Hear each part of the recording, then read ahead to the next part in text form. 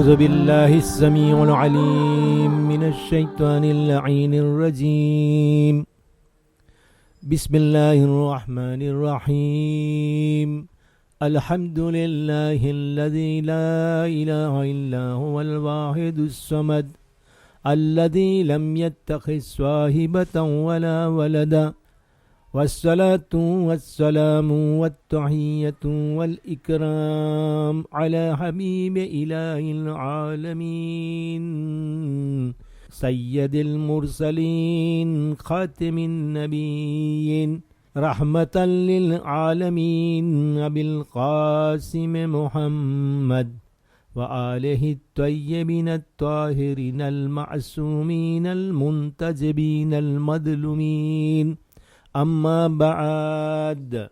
ખોજા TV radio અને એરવેસના મોહતરમ શ્રોતાજનો, અસ્સલામુ અલૈકુમ વરહમતુલ્લાહી વબરકાતુહુ.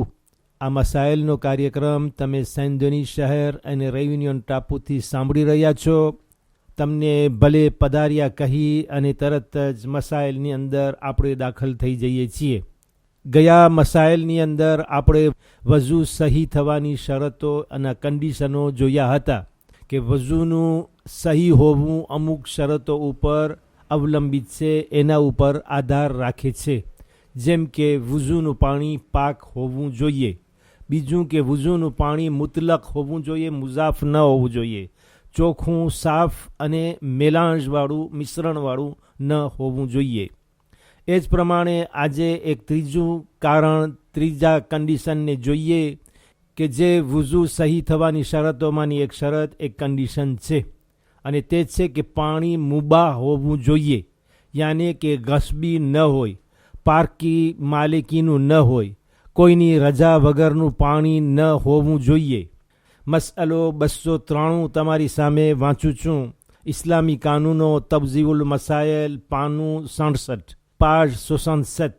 આયતુલ્લાહિલ ઉઝ્મા અસ-સૈયદ અલી અલ હુસૈની અસ-સિસ્તાની સાહેબ મદ્દઝિલ્લહુલ આલી એ ફકીહે અહેલે બેતના ફતવાઓ મુજબ ગુજરાતીમાં જે મસાઇલ આપવામાં આવ્યા છે તેમાંથી મસઅલો 293 તમારી સામે વાંચું છું.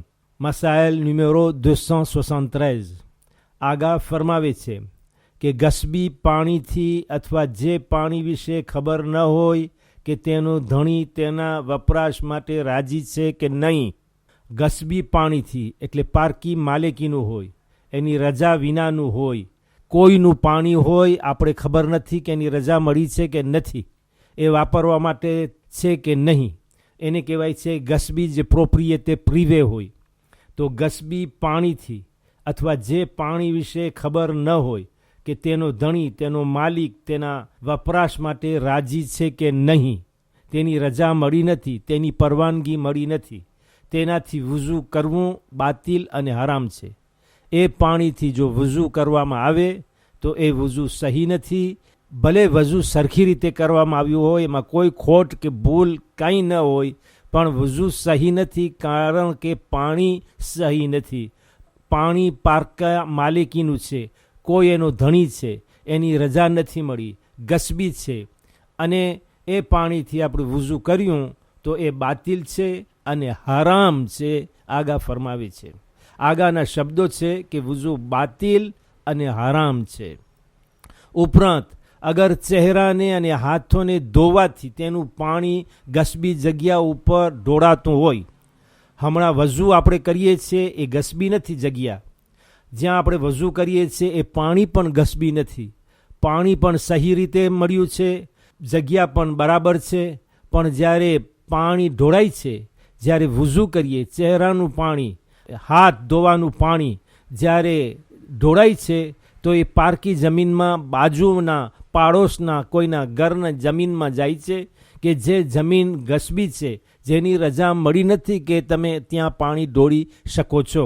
તો આગા ફરમાવે છે કે અગર ચહેરાને અને હાથોને ધોવાથી તેનું પાણી ગસ્બી જગ્યા ઉપર ઢોળાતું હોય અથવા જે જગ્યાએ વઝૂ કરતો હોય એ જગ્યા ગસબી હોય, અથવા જે જગ્યાએ વઝૂ થઈ રહ્યું હોય, જ્યાં આપણે વઝૂ કરી રહ્યા છે, પાણી સહી છે, પાણી પારકું નથી, પાણી આપણું છે, પણ જ્યાં વઝૂ કરી રહ્યા છે એ જગ્યા આપણી નથી, અથવા તો જ્યાં પાણી ઢોળાઈ રહ્યું છે એ પણ જગ્યા આપણી નથી, તો તે વખતે આગા ફરમાવે છે કે તે જગ્યાએ કે જ્યાં વઝૂ કરતો હોય એ જગ્યા ગસબી હોય, પારકા માલિકીની હોય, અને એ સિવાય વઝૂ કરવા માટે જગ્યા ન હોય, આના સિવાય બીજી કોઈ જગ્યા ન હોય કે જ્યાં જઈને આપણે વઝૂ કરી શકીએ, તો તયમ્મુમ કરવું જોઈએ. આગા ફરમાવે છે વઝૂની છોડી આપો અને તયમ્મુમ કરી લ્યો.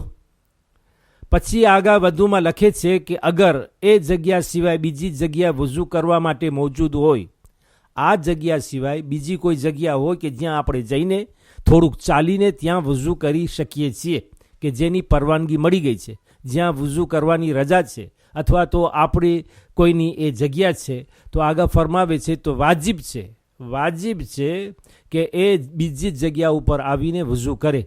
જે જગ્યા ઉપર એને વઝૂ કરવાનું છે એ પારકી માલિકીનું છે, એમાં રજા મળી નથી, ગસબી છે, તો એ છોડી આપે અને બીજી જગ્યાએ જઈ એ પાણી વાં લઈ અને વાં વઝૂ કરે, અથવા વાં પાણી હોય અને રજા મળી ગઈ હોય તો એ જગ્યાએ વઝૂ કરે. વાજિબ છે કે જ્યાંની રજા હોય અને જ્યાં રજા ન હોય એ છોડી આપે. પણ જો એ જ ગસબી જગ્યાએ વઝૂ કરે, માની લ્યો કે એ જ જગ્યાએ વઝૂ કરે કે જે ગસબી છે, પારકી માલિકીનું છે, પાણી ગસબી નથી, પણ ચાલો કરી લઈએ, આ તો જગ્યા ગસબી છે ને, ક્યાં પાણી ગસબી છે, હવે એમાં કરવામાં શું વાંધો હોય, એવા વિચારોથી અગર એ ગસબી જગ્યા પારકી માલિકીની જગ્યા ઉપર વઝૂ કરે તો ગુનાહ છે, પણ વઝૂ સહી ગણાશે. ભલે વઝૂ સહી છે, કારણ કે પાણી પારકી માલિકીનું નથી, ગસબી નથી, પ્રોપ્રિયતે પ્રિવે નથી, પાણી આપણું છે, જગ્યા ગસબી છે જ્યાં પાણી ઢોરાઈ રહ્યું છે, અથવા એ જગ્યા ઉપર ઊભા રહીને વઝૂ થઈ રહ્યું છે. તો આગળ કહે છે ભલે વઝૂ સહી કહેવાશે, પણ તમને ગુનાહ થશે, તમે ગુનેગાર છો, કારણ કે તમે કોઈની જગ્યા ઉપર એ વઝૂ કર્યું. હવે મસલો 274માં આવું છું. મસાઇલ ન્યુમેરો 274. અગર કોઈ શખ્સ, કોઈ માણસ, કોઈ મદ્રેસાના હોજમાં વઝૂ કરે, અગર કોઈ માણસ, કોઈ શખ્સ, કોઈ વ્યક્તિ કોઈ મદ્રેસાના હોજમાં વઝૂ કરે અને તેને ખબર ન હોય કે એ હોજ આમ જનતા માટે વકફ હતો કે ફક્ત મદ્રેસાના વિદ્યાર્થીઓ પૂરતો જ વકફ હતો. મદ્રેસો છે, આપણો મદ્રેસો છે, ત્યાં હોજ પણ છે, ત્યાં વઝૂ થઈ શકે છે, નળ છે, અહીંયા હોજની વાત થઈ રહી છે, માની લ્યો કે નળ છે અને એ આપણે ખબર નથી એ મદ્રેસાનું પાણી આમ વઝૂ માટે વપરાય કે ન વપરાય, એ બધા માટે વકફ થયો છે કે ફક્ત જે લોકો તે મદ્રેસામાં ભણે છે, તાલીમ લઈ રહ્યા છે, એ બચ્ચાઓ માટે જ છે. તો આગળ ફરમાવે છે કે અગર કોઈ માણસ, કોઈ શખ્સ, કોઈ વ્યક્તિને કોઈ મદ્રેસાના હોજમાં વઝૂ કરે અને એને ખબર ન હોય કે હોજ આમ જનતા માટે, પબ્લિક માટે, બધી વસ્તી માટે વકફ હતો કે ફક્ત મદ્રેસાના વિદ્યાર્થીઓ જે બચ્ચાઓ ત્યાં ભણે છે એના માટે જ પૂરતો વકફ થયો હતો, તો એવા સંજોગમાં અગર એ જુએ, અગર એ જુએ કે આમ લોકો તેમાં કોઈ પણ અટકાયત મના વિના વઝૂ કરી લે છે, આમ પોતે જુએ કે બધા ત્યાં વઝૂ કરે છે, જેટલા નમાઝીઓ છે ત્યાં નમાઝ પડે છે તે વઝૂ કરતા જાય છે મદ્રેસાના હોજમાં અથવા મદ્રેસાના નળમાં, અને કોઈ વાંધો નથી, કોઈ એની અટકાયત નથી, કોઈને રોકતું નથી, તો આગળ કહે છે તો પોતે પણ વઝૂ કરી લે તો તેમાં કોઈ વાંધો નથી. અગર કોઈ શખ્સ, કોઈ વ્યક્તિ કોઈ મદ્રેસાના હોજમાં વઝૂ કરે અને એને ખબર ન હોય કે એ હોજ આમ જનતા માટે, પબ્લિક માટે, વસ્તી માટે વકફ હતો કે ફક્ત મદ્રેસાના વિદ્યાર્થીઓ જે બચ્ચાઓ ત્યાં ભણે છે એના પૂરતો જ એ વકફ થયો હતો, તો એવા સંજોગમાં, એવા પ્રસંગે અગર એ જુએ કે આમ લોકો, બધી પબ્લિક, માણસો, નમાઝીઓ તેમાં કોઈ પણ અટકાયત વિના વઝૂ કરી લે છે તો તેમાં વઝૂ કરવું કોઈ વાંધો નથી.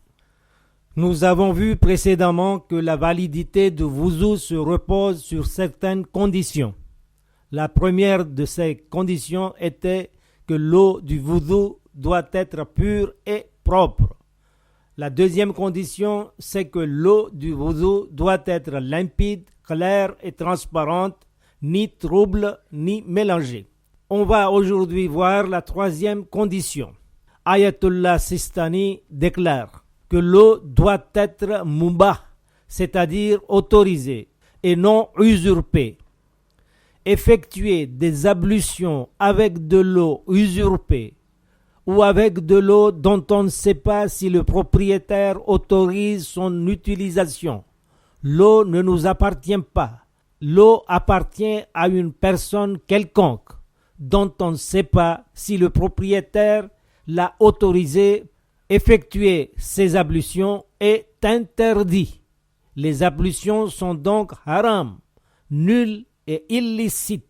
En outre, si l'eau de wudu utilisée pour se laver le visage et les mains se déverse, coule sur un endroit ou un sol usurpé, ou si l'espace dans lequel on effectue les ablutions est usurpé, on doit faire le tayammum à la place du wudu, si on n'a pas d'autre endroit pour accomplir ces ablutions.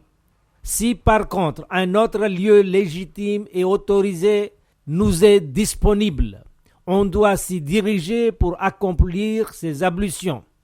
Dans le cas où le wudu est effectué en cet endroit gaspillé ou usurpé, le wudu sera valable et correct, mais on aura commis un péché. Je reviens sur ce masaël. Effectuer des ablutions avec de l'eau usurpée ou avec de l'eau dont on ne sait pas si le propriétaire autorise son utilisation est interdit. Les ablutions sont donc haram, nulles et illicites.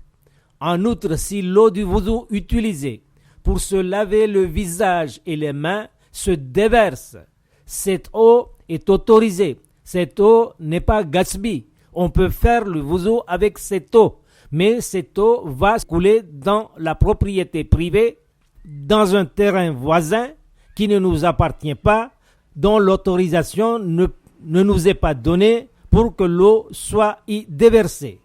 Si l'eau de wudu utilisée pour se laver le visage et les mains se déverse seulement sur un endroit ou un sol usurpé, ou encore si l'espace dans lequel on effectue les ablutions est usurpé, l'eau n'est pas usurpée, mais l'espace, le lieu, l'endroit où on est debout pour effectuer le wudu est usurpé, qui ne nous appartient pas et gaspillé, on doit faire le tayammum à la place du wudu, si on n'a pas d'autre endroit pour accomplir ces ablutions. Si par contre un autre lieu légitime et autorisé est disponible, on doit s'y diriger, on doit y aller, on doit faire les quelques pas pour accomplir ces ablutions. Dans le cas où le wudu est effectué en cet endroit gaspillé ou usurpé qui n'est pas autorisé, le wudu sera valable et correct parce que l'eau n'est pas gaspillée. L'eau nous appartient. Seulement, le lieu est gaspillé qui ne nous appartient pas. Donc, dans ce cas, on aura commis un péché malgré que le wudu soit valable et correct. Si une personne accomplit le wudu dans le bassin de madrasa, ne sachant pas si ce bassin ou réservoir d'eau ou encore les robinets qui y sont installés sont dédiés au grand public ou exclusivement aux élèves de madrasa, il n'y a pas de mal à faire les ablutions dans ce bassin à condition qu'on s'aperçoive que les gens qui y viennent habituellement effectuer leur wudu dans ce bassin sans aucune interdiction. Si une personne accomplit le wudu dans le bassin de madrasa, ne sachant pas si ce bassin ou réservoir d'eau ou encore les robinets qui y sont installés sont dédiés au grand public, à tous les namazis, à tous les priants ou exclusivement aux élèves de madrasa, il n'y a pas de mal à faire les ablutions, le wudu dans ce bassin, à condition qu'on s'aperçoive que les gens viennent habituellement effectuer leur wudu dans ce bassin, dans ce réservoir d'eau, ou avec de l'eau qui coule sous les robinets, sans aucune interdiction. Allahumma salli ala Fatimata wa abiha wa ba'liha wa baniha wa sirra al-mustawda'i fiha adada ma ahata bihi ilmuk. Khuda hafiz wa alaykum salam wa rahmatullahi wa barakatuh.